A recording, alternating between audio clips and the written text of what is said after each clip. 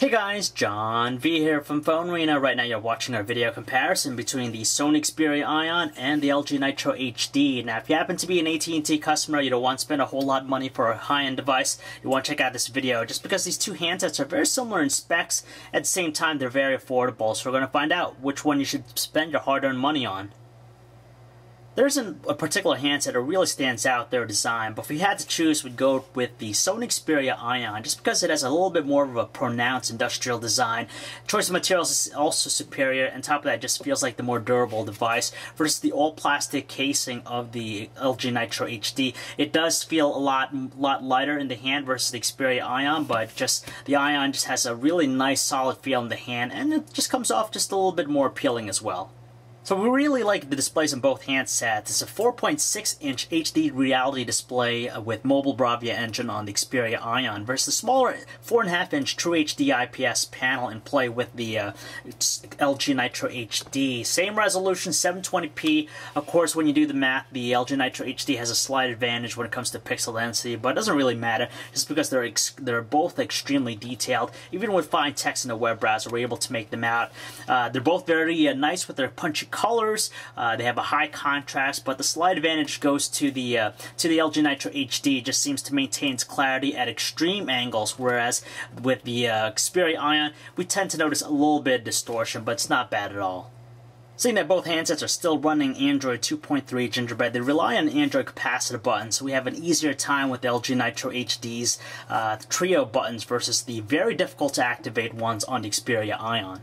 Of course, above their displays, we find their earpieces, their front-facing 1-megapixel cameras, both able to do 720p videos.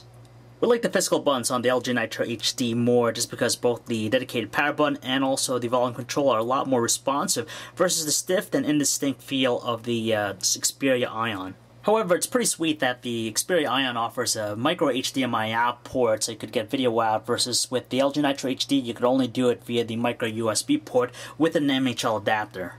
As for the rear cameras, the Xperia Ion has the beefier 12.1 megapixel camera with the XMRR sensor versus the 8 megapixel camera of the LG Nitro HD. Both have LED flashes and can shoot 1080p videos. Even though we have access to the LG Nitro HD's internal battery, both have micro SD card slots so you could increase their internal storage. Even in this day and age, both handsets are still running an outdated Android experience with Gingerbread as opposed to something newer like Ice Cream Sandwich, but there's no word yet when they'll see those updates. But if we had to pick between the two, there isn't really one that particularly stands out just because they offer the same functionality. You know, one looks a little bit cleaner with the Xperia Ion, whereas the LG Nitro HD has a little bit more cartoony look with its overall presentation. But again, they have the same functionality, all the lovable aspects about Android, rich personalization, so it just depends on your taste. Part of the reason why these two handsets are priced very low is just because they're using the older Snapdragon chipset, 1.5 GHz dual-core Qualcomm Snapdragon S3 processor, and both are coupled with 1 GB of RAM. So honestly, the performance of both handsets are more than likable, very fast and swift, even with live wallpaper, very little evidence of any slowdown or lag.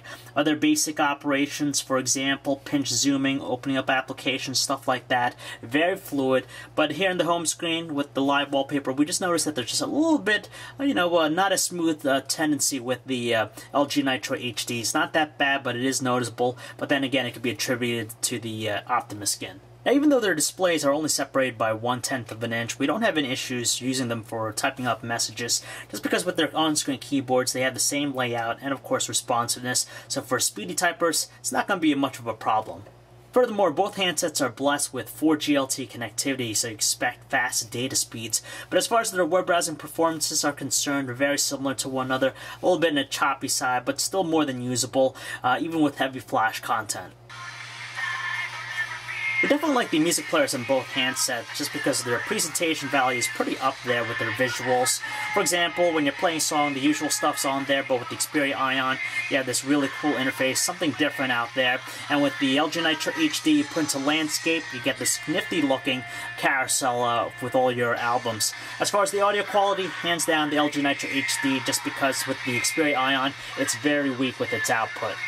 However, when it comes to watching videos, the Xperia Ion really shows its potential with its mobile Bravia engine. It adjusts the saturation of the colors on its display, so it does come off a lot more saturated, vibrant looking versus the LG Nitro HD. But the same video here is playing in DivX 1920 by 1080 resolution, more than likable, but just those nice distinctive colors on the Xperia Ion that really captures our attention. Without a doubt, if you're into taking photos a lot, you'll want to stick with the Xperia Ion just because its 12.1 megapixel camera seems to produce the better overall images. Now, we like it for its details, but even better, just the more saturated color tones it's able to produce with its shots.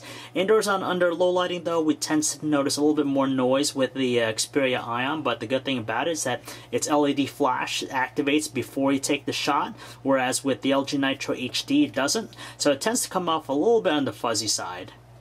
At the same time, again, we'd stick with the Xperia Ion's 1080p video recording quality. This has better details. With the LG Nitro HD, it has a lot of artifacting when you're panning very quickly. At the same time, it has this overexposed look. Both have distorted audio a little bit, but luckily they move at a fast frame rate of 29 frames per second.